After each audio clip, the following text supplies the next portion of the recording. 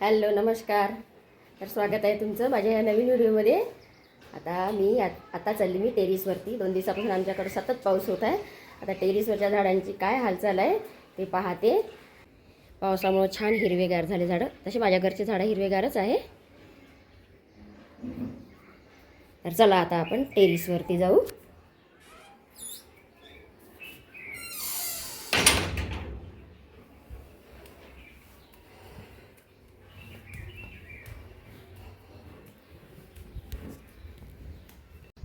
पाणी आहे टंकीत.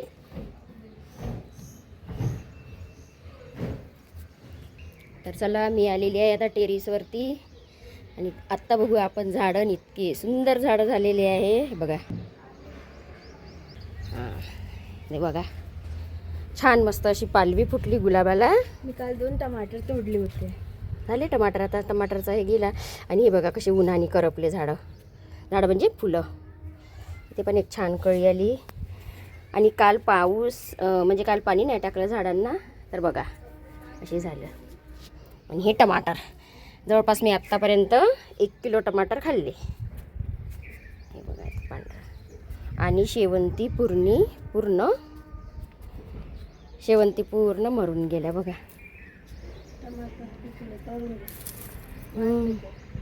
मस्त कळ्या आल्या याला.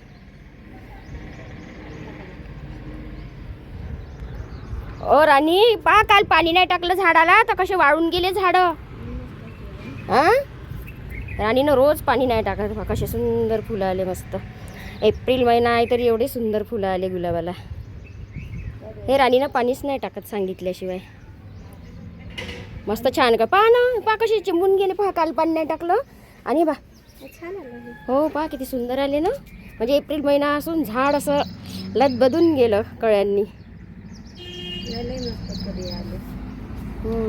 पण राणी मारणार आहे झाडं माझे. सांगितल्याशिवाय पाणीच नाही टाकत. आणि खूप दिवसांनी जास्वंदाला फ्लावर आले. कळ्याच गळून जाते याच्या. बघा किती साऱ्या कळ्या आल्या. आणि आतापर्यंत टमाटर खाल्ले. आता वांगीचं झाड निघालं. म्हणजे वांगे पण मला फ्रीमध्ये खायला मिळणार.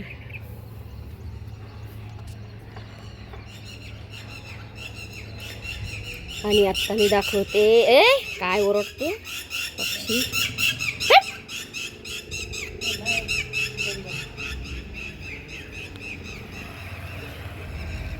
आणि हे बघा माझे पामचेच झाड आहे. वेगळे आहे. गल्लीमध्ये ठेवलेले आहे. बघा फांद्या बघा कशा झाल्या खराब.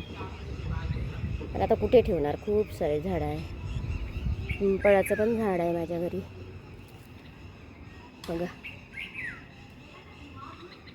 नर्सरीवाल्यांनी सांगितलं की हे सुपारीचं झाड आहे म्हणून. पण आता 2 वर्ष होते याला काही सुपारी लागली नाही.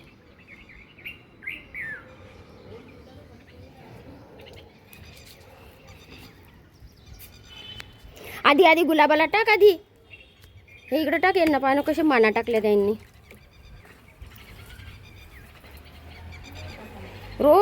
तरी रोज सांगतो मीला की झाडांना पाणी टाकत जा. कारण आता वरती झाडं आहे ना टेरिसवरती तर ऊन जरा जास्त लागते.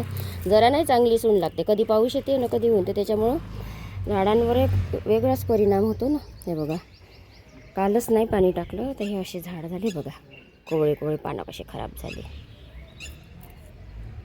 मी काही रोज येऊन पाहत नाही इथे.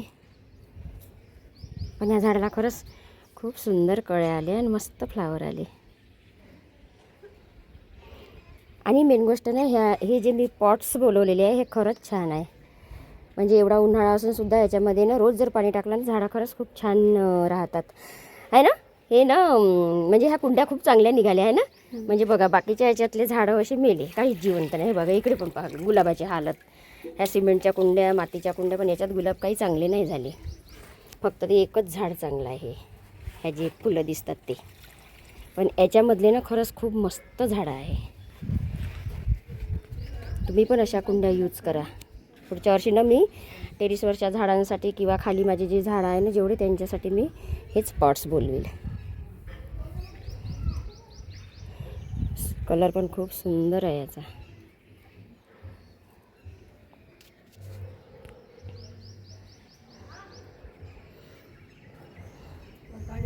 सकाळी टाकायला लागतं पाणी. संध्याकाळी नाही टाकलं तरी चालते, पण दिवसा सकाळी पाणी पाहिजे ना. गुलमोहराचं झाड.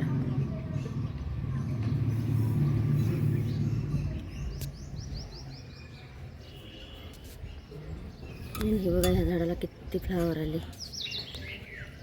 यांना माहित नाही, बारीक बारीक बघा किती सारे फ्लावर आले याला. हे करंजीचं झाड आहे.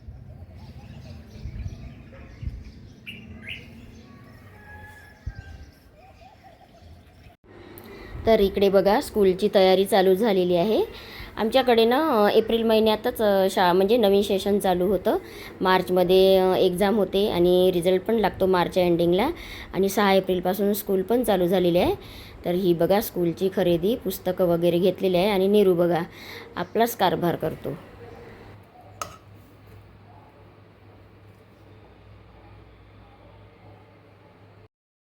तर इथे आम्ही आता इडली बनवत आहे.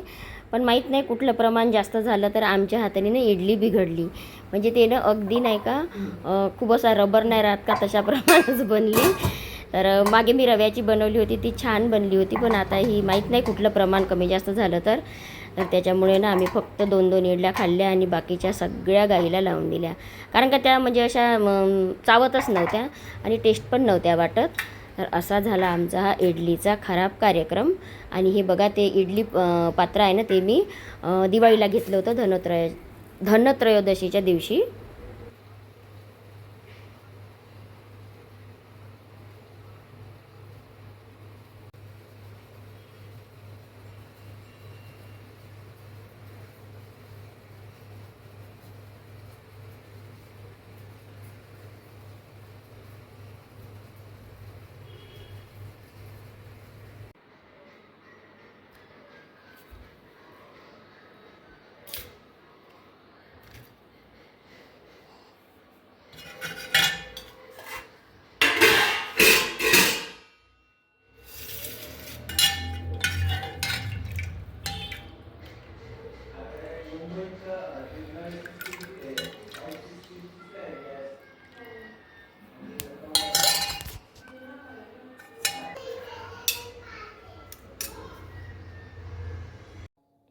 तर चला मैत्रिणींनो, असा होता आजचा व्हिडिओ आवडल्यास लाईक, शेअर आणि सबस्क्राईब नक्की करा.